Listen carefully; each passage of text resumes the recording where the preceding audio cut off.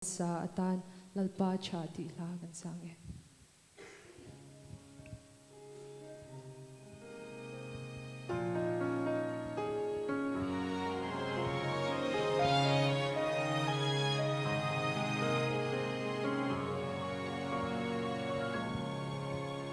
Kasing nun chui chang hia lung oi har mange har sat na le buai na te hian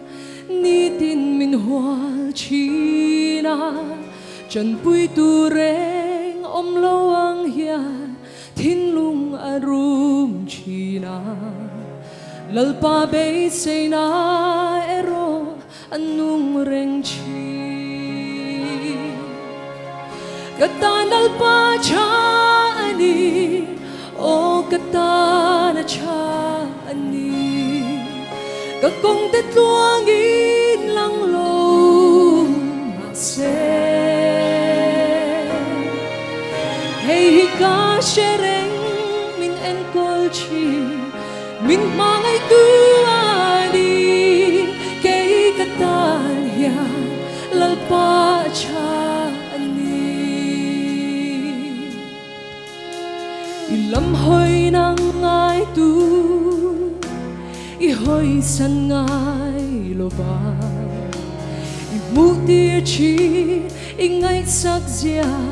I ti sak an soi chi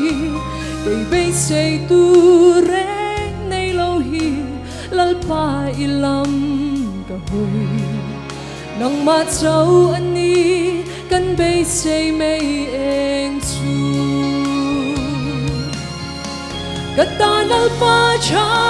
ani o katana cha ani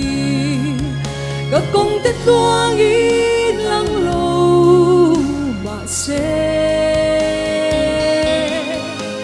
hey hika shereng min en kol chi min mangai tu ani kay katan ya lalpa cha ani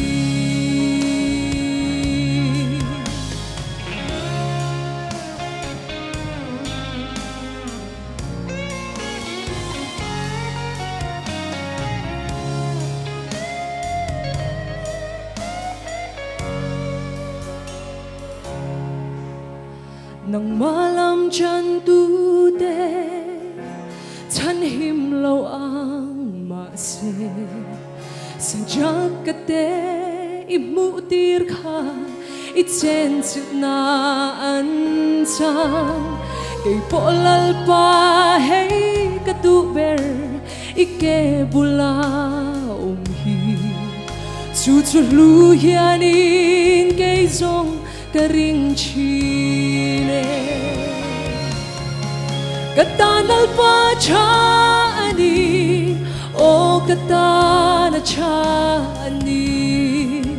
kakong te tuangin lang lo ma se hey hika shereng min en kol chi min mangai tu ani katan ya lalpa cha ani katana pa cha ani o katana cha ani kakong te tuangin lang lo ma se hey hika shereng min en kol chi min mangai tu ani kay katan ya lalpa cha ani hey hika shereng min en kol chi min mangai tu ani kay katan ya lalpa cha